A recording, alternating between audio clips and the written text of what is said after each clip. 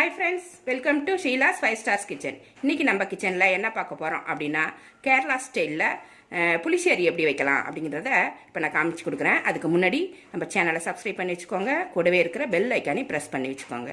Thank you friends. இப்போ புளிச்சேரி பண்ணுறதுக்கு நான் சொரக்காய் எடுத்து புளிச்சேரி பண்ணும்போது ரொம்ப டேஸ்ட்டாக இருக்கும். புளிச்சேரிக்கு யூஸ்வலாக என்ன காய் யூஸ் பண்ணணும்னா தண்ணி காயாக யூஸ் பண்ணணும். இந்த மாதிரி சொரக்காய் இல்லைன்னா பூசணிக்காய் யூஸ் பண்ணிங்கன்னா உங்களுக்கு ரொம்ப நல்லாயிருக்கும். மாம்பழம் யூஸ் பண்ணுவாங்க, பைனாப்பிள் யூஸ் பண்ணுவாங்க, அது ஒரு வித்தியாசமான டேஸ்ட்டு. ஆனால் யூஸ்வலாக யூஸ் பண்ணுறது வந்து இந்த சொரக்காய் தான். இந்த சொரக்காய் வச்சுட்டு இப்போ புளிச்சேரி எப்படி பண்ணுறதுன்னு பார்க்கலாம். இப்போ ஒரு சட்டி வந்து சூடு பண்ணியிருக்கேன். அதில் சொரக்காய் வந்து நான் கட் பண்ணி வச்சுருக்கேன். விதையெல்லாம் எடுத்துட்டு இந்த மாதிரி சின்ன சின்னதாக கட் பண்ணி வச்சுருக்கேன். இதை இதில் சேர்த்துக்கலாம். ஃபஸ்ட்டு கொஞ்சமாக போடணும் காய்கறி. புளிச்சேரிக்கு கம்மியாக போடணும் காய்கறி. நிறைய அடைச்ச மாதிரி போட்டிங்கன்னா நல்லா இருக்காது. 1/4 ஸ்பூன் மஞ்சள் பொடி போட்டுக்கிறேன். ஒரு 3 பச்சை மிளகா இந்த மாதிரி கட் பண்ணி வச்சுருக்கேன். ஒரு 3 பச்சை மிளகா தான் இப்போதைக்கு போடுறேன். ஏன்னா காரத்துக்கு இன்னும் கொஞ்சம் நம்ம சேர்க்க போகிறோம். தேங்காய் கூட கொஞ்சம் பச்சை மிளகா போட்டு நம்ம அரைச்சி சேர்க்க வேண்டி வரும். அதில் நம்மளுக்கு தேவையான காரத்தை நம்ம சேர்த்துக்கலாம். கொஞ்சமாக உப்பு சேர்த்துக்கலாம்.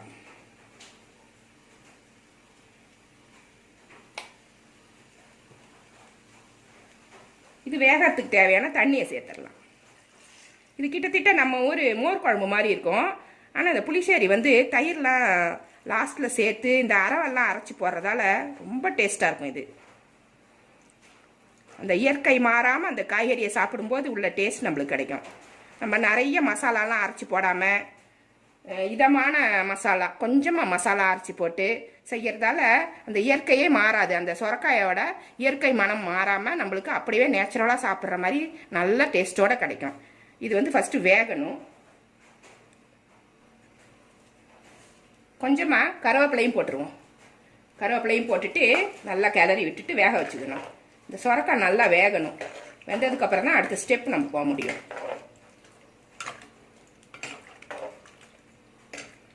சீக்கிரமாக வைக்கிற ஒரு ரெசிபி இது. ரொம்ப நேரமே எடுத்துக்காது. இது ஒரு மூடி போட்டு மூடி வச்சிடலாம். நடுவில் கிளறி விட்டுக்கோங்க. நல்லா வேகிற வரைக்கும் நம்ம வெயிட் பண்ணலாம்.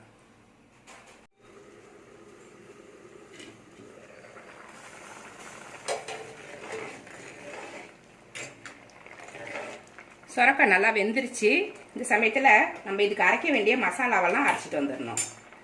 தேங்காய் எடுத்து வச்சுருக்கேன். அரை மூடிக்கு கொஞ்சம் குறைவாக எடுத்து வச்சுருக்கேன். நம்மளுக்கு எவ்வளோ தேவையோ போட்டுக்கலாம். இது ஒரு திக்னஸ்க்காக நம்ம போட வேண்டியது இந்த தேங்காய் எடுத்து வச்சுருக்கேன்.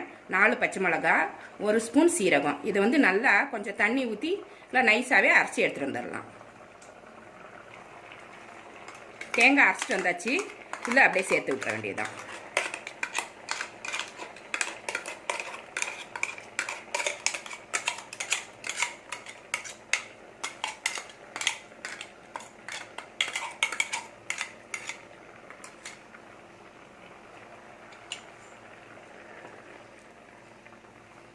சேர்ந்து அப்படியே கலந்து விடும்.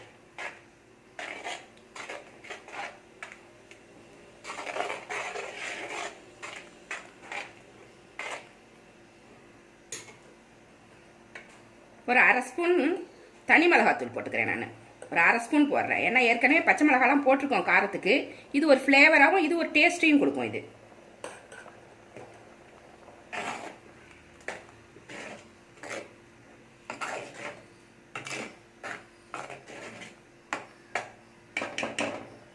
இது கொஞ்ச நேரம் கொதிக்கணும். இந்த பச்சை வாசனை மாறணும். அந்த பச்சை மிளகாலாம் அரைச்சி அந்த வாசனை கொஞ்சம் மாறணும். அவ்வளோதான். இப்போ நல்லா கொதிச்சிருச்சு. இந்த சமயத்தில் கொஞ்சமாக தயிர், ரொம்ப புளிக்காத தயிராக எடுத்துக்கோங்க. அதுக்குன்னு சுத்தமாக புளிக்கக்கூடாது அப்படின்னு கிடையாது. ஏன்னா லைட்டாக ஒரு புளிப்பு இருந்தால் தான் இந்த டேஸ்ட்டு சூப்பராக இருக்கும். ரொம்ப புளிச்சு போன தயிர் ஊற்றாமல் ஒரு மீடியமாக புளிச்ச மாதிரி பார்த்துக்கோங்க. கொஞ்சம் கெட்டி தயிராகவும் லாஸ்ட்டில் சேர்த்துக்கோங்க. குழம்பு இப்படி நம்மளுக்கு இந்த ரொம்ப தண்ணியாக இல்லாமல் கொஞ்சம் அப்படி கெட்டியாக வர்ற பதமாக இருக்கணும். குழம்பு பதம் நம்ம ஊற்றி சாப்பிட்றதுக்கான பதம் வந்ததுக்கு அப்புறம் ஊற்றணும். லாஸ்ட்டில் ஊற்றணும் தயிரை. இப்போ இந்த தயிரை வந்து இதில் சேர்த்துக்கலாம். தயிர் சேர்த்ததுக்கப்புறம் ஸ்டவ்வை வந்து சிம்மில் தான் வைக்கணும். ரொம்ப கொதிச்சிடக்கூடாது. அப்புறம் வந்து பிரிஞ்சு போயிடும் தயிர். அப்புறம் டேஸ்ட்டு வந்து மாறிடும். நல்லா கிளறி விட்டுக்கலாம்.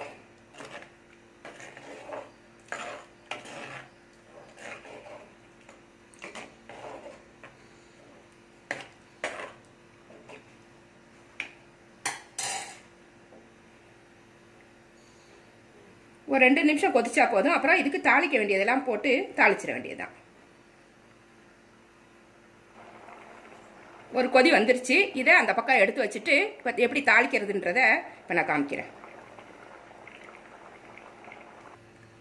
தாளிக்கிறதுக்கு ஒரு பேன் சூடு பண்ணியிருக்கேன். அதில் தேங்காய் எண்ணெய் ஊற்றிக்கிறேன். இந்த புளிச்சேரிக்கு வந்து தேங்காய் எண்ணெய் தான் நல்லாயிருக்கும்.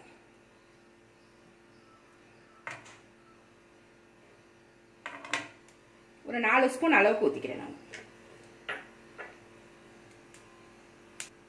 எண்ணெய் சூடாயிருச்சு. ஒரு 1/2 ஸ்பூன் வெந்தயம் போட்டு தான் இது தாளிக்கணும். வெந்தயம் போட்டால் தான் அது நல்லாயிருக்கும்.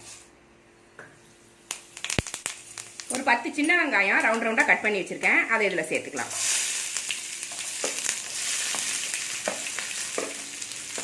தாளித்து கொட்டுறதுக்கு முன்னாடி குழம்புல உப்பு காரம்லாம் செக் பண்ணிக்கோங்க. காரத்துக்கு 2 பச்சை மிளகா, வாசனையாகவும் இருக்கும். இது காஞ்ச மிளகா போட்டு தாளிக்கிறேன்.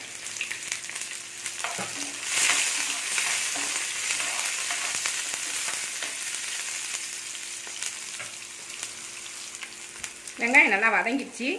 கடைசியில் கொஞ்சமாக கருவேப்பிலை போட்டுக்கலாம்.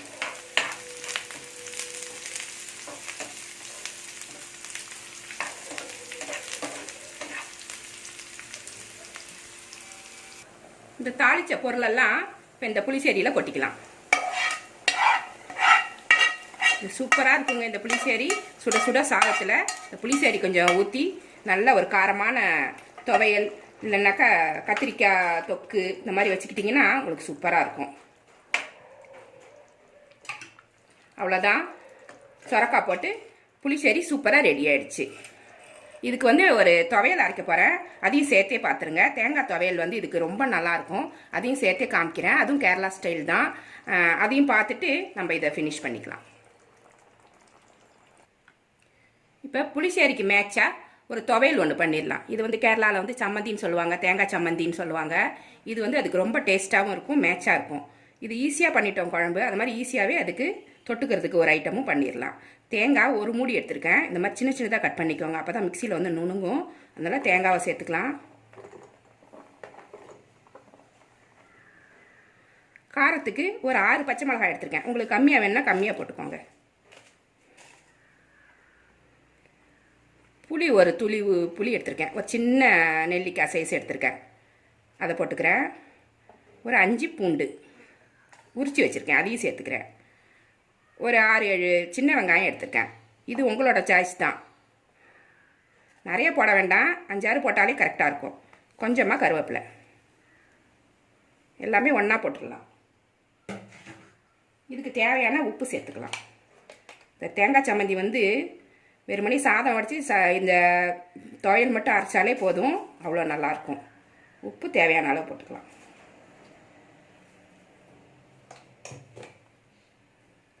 கொஞ்சமாக தேங்காய் எண்ணெய் நான் 2 ஸ்பூன் ஊற்றிக்கிறேன். இதில் தண்ணி ஊற்றக்கூடாது. தண்ணியே இதில் சுத்தமாக ஊற்றக்கூடாது. இதை மூடிட்டு நல்லா அரைச்சி எடுத்துக்கணும். ஃபஸ்ட்டு நுணுங்கிடும்.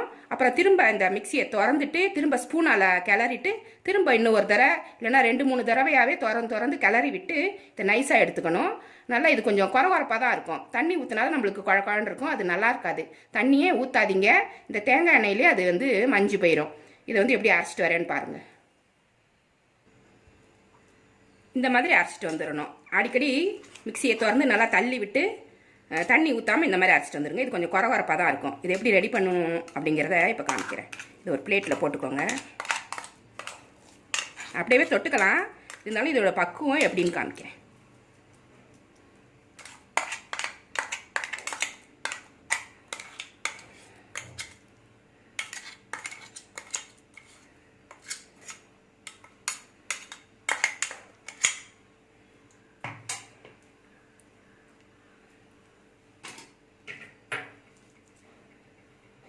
கொஞ்சமாக தேங்காய் எண்ணெய் விட்டுக்கணும். ஒரு 1/2 ஸ்பூன் அளவு விட்டுக்கோங்க. இது நல்லா பிசைஞ்சிக்கணும்.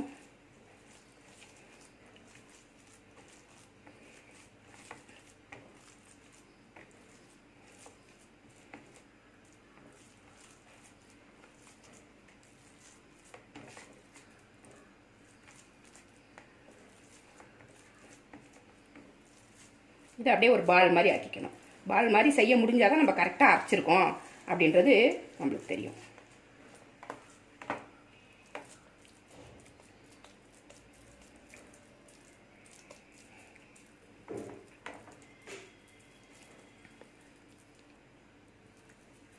அவ்வளோதான், இது ரெடி ஆயிடுச்சு. இப்படி பால் மாதிரி அழகாக வந்துடும்.